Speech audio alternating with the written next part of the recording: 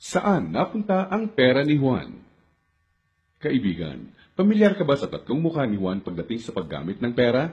Alam mo bang may pagkakaiba sa ugaling pinansyal si Juan mahirap, middle class at mayaman?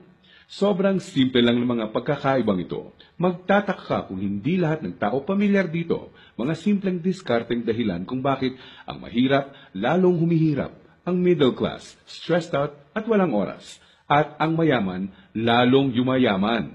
Kung matagal mo nang tanong ang mga ito, mag-e-enjoy ka sa mga facts na hinanda ko para sa iyo. Sabay nating hihipan ang mga kumakalat na outdated na information tungkol sa pag-manage ng pera ngayon. At as a bonus, titignan din natin kung may pag-asa pa ba sa panahon ngayon ang simpleng Juan na umasenso at yumaman. Halika't isa-isa natin silang tignan. Magsimula tayo sa regular na araw ni Juan Mahirap. Gigising siya sa umaga at magmamadaling pumasok sa trabaho, kung swerteng may trabaho nga siya. Madalas, contractual. Minimum wage. Minsan, less than minimum pa. Masipag at matyaga naman siya. Pagtitisa ng traffic at ang sumpong ng boss na masungit. At pagkatapos magbanat ng buto buong araw, uuwi ng pagod. Magpapahinga para ulitin lahat ito kinabukasan. Gagawin niya ito ng araw-araw para sa kapos-saktong sweldo. Tama ka, di na ito bagong istorya. Ano nga ba ang diskarte ni Juan Mahirap pagdating sa pera? Bago ang pag-iipon para sa pangkabuhayan, madalas nauuna ang Jollibee dito, sini doon, at ang silent killer ng bulsa. Bili ng kung ano-ano, kung saan-saan, kahit di kailangan. Mga abubot. Bakit? Kasi may sale, surplus, ukay-ukay, at tiyanggihan. Minsan lang at mura lang naman. Ang kadalasang mga dahilan, bibili kahit di naman kailangan. Ang resulta, wala pang 15 o 30, ubos na ang pera. Kaya uutang na lang. Gusto naman magbago ng buhay ng mahirap na Juan, pero magpapaulit-ulit ang kalagayan niya hanggat di niya nakikitang patong-patong na gastos ang bigay ng abubot niya, na pag naipon, pwede nang puhunan sa negosyo. Pero hindi masamang tao ang mahirap na Juan. Gaya ng sinabi ko, mukha lang ng diskarte sa pera to. Marami sa atin ang dumaan din sa mentality ng mahirap na Juan, di niya ito kasalanan. Maaaring misinformed lang. Paano nga naman bukod sa di lahat nakapagtatapos ng pag-aaral, di naman tinuturo ang pinansyal na kaalaman sa eskwelahan. Madalas, ang ugali sa paghawak ng pera ay ang ugaling namamana lang. So, saan napunta ang pera ni Juan Mahirap? Dito na papasok ang tinatawag nating 1. Income at expense, at 2. Assets at liabilities. Huwag kang mag-alala, hindi economics class ng pinasok mo. Simple lang to. So ano nga ba ang praktikal na kahulugan ng income at expense at assets at liabilities? Unahin natin ang income. Ito ang perang pumapasok sa iyo. In short, income equals kita. Kapag lumabas naman ang pera, tinatawag natin tong expense. Sa madaling salita, expense equals gastos. Ngayon, ano naman ang assets at liabilities? Asset ang isang bagay kung binibigyan ka nito ng income o kita. At liability naman kung expense o gastos ang binibigay nito. Balik sa tanong, saan napunta ang pera ni Juan Mahirap? Ang maikling sagot, madalas mas maraming expense o gastos kesa income o kita ang mahirap na Juan. Maaring sa sahod o maliit na extra lang siya umaasa para sa income, samantalang kaliwat kanan naman ang pinanggagalingan ng expense. Naloko na. May pag-asa pa ba ang mahirap na Juan? Malalaman natin yan mamaya. Ngayon, tignan muna natin ang behind-the-scenes kwento ni Juan Middle Class. Sa unang tingin, okay na okay ang lagay ng middle class na Juan. Ang totoo niyan, malaki ang tsansang mapagkamalan mo siyang mayaman. May bahay, may kotse, at nakikita mo silang nagbabakasyon minsan. At kung may bagong labas na gadget, mag-a-upgrade ang middle class na Juan.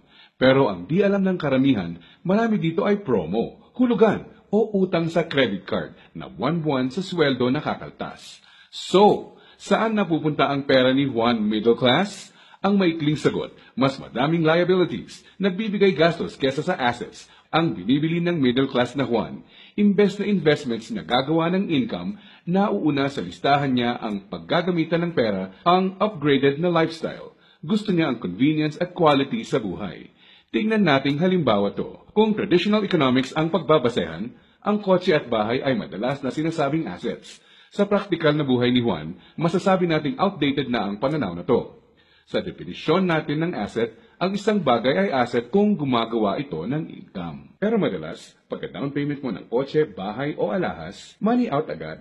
Sa mga susunod na buwan, may babayaran ka ulit at huwag mong kakalimutan andyan pa ang insurance at tax. Money out nga naman, liabilities. Ang kotse ay nagiging asset lang kung nakakatulong siya ng gumawa ng income. Halimbawa na lang kung gamit sa negosyo. Ang bahay ay pwedeng maging asset kung paparentahan mo ito, lalagyan ng mga produkto sa negosyo or storage. O di kaya'y kung nagba-buy and sell ka ng bahay at mabibenta mo to ng mas mahal. So bakit walang oras at stressed out si Middle Class 1? Para mabayaran ang mga liabilities, kailangang mag-overtime, kumuha ng mas maraming trabaho at maghangad na ma-promote ng Middle Class na Juan kung siya ay empleyado. Para sa mga professionals at self-employed, kailangan nilang kumuha ng mas maraming kliyente o projects. In short, kailangan nilang ibenta ang oras at skills nila ng higit pa sa ginagawa nila dati nung wala pang liabilities para kumita ng mas malaki. Tulad ng kalagayan ng isang doktor. Kung hindi niya sisiputin ang pasyente niya, wala siyang kita. Dito mo na makikitang may lumalamon na sa oras ni Juan Middle Class. May mga celebrations sa family at friends ang di na niya ma-attendan. Kaliwat ka ng stress na ang kapalit ng upgraded lifestyle ni Middle Class 1. Para sa kayod kalabaw na discarding to, gugustuhin niya ng reward, tama?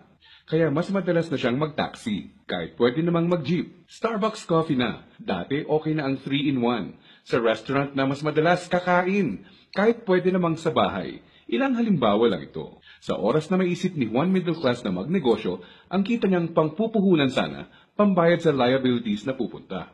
Kung tatanungin mo siya kung anong gusto niyang baguhin, madalas sasabihin niyang ibalik sa kanya ang oras niya. Mabait si Juan Middle Class. Gusto niya ng maganda at komportableng buhay para sa pamilya niya. Magaling din siya sa trabaho o sa propesyon niya. Sa kasamaang palad, pagdating sa pinansyal na mindset, may outdated advice at information siyang dala. Ang dating akala niyang assets ay liabilities na pala. May pag-asa pa ba si Juan Middle Class? Malalaman natin yan ilang sandali lang. Ngayon, tignan muna natin ang sikreto ni Juan Mayaman. Alam mo ba na madaming Juan Mayaman ang mga self-made? Ibig sabihin, bunga mismo ng sariling pagod, sakripisyo at tiyaga ang tinatamasa nilang tagumpay. Simple lang kung susumahin mo ang lifestyle niya, may time and financial freedom. Maluwag ang buhay kung may kailangan. Choice sila kung ano ang sasakyan nila, saan sila titira, sino ang makakasama at makakatrabaho nila, kailan at saan sila magbabakasyon, at iba pa.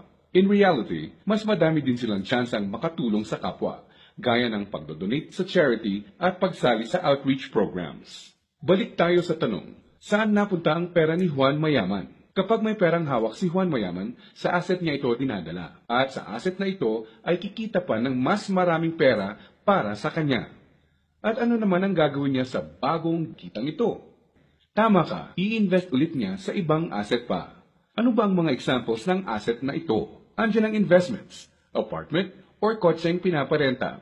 Ang edukasyon, seminar, tradings at iba pa na magtuturo sa iyo ng skills na kaya kang bigyan ng kita ay asset din.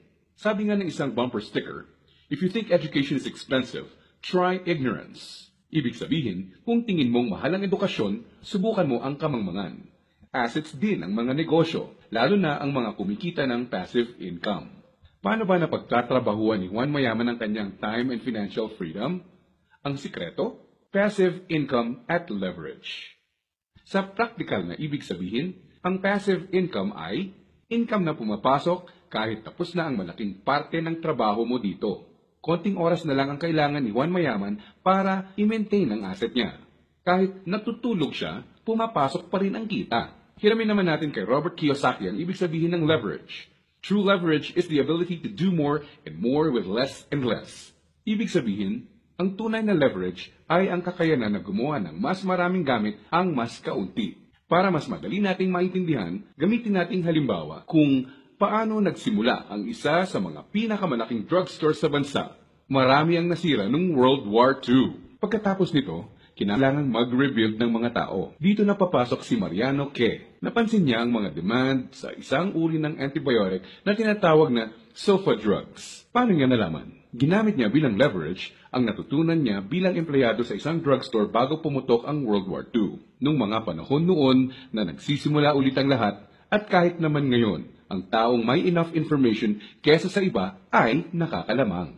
Gamit ang 100 piso, bumili siya ng sulfathiazole tablets at kumita sa paglalako nito. Ginamit niya mga unang kita niya para bumili ulit ng mga tableta na ilalako. Hindi na ginastos sa liabilities at abubot ang mga sumunod na kita.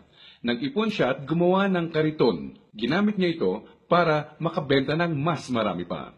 Naging asset at nagbigay ng leverage sa kanya ang kariton. Taong 1945, nakaipon siya ng sapat na pera para ipatayo ang una niyang drugstore. Pinangalanan niya itong Mercury Drug.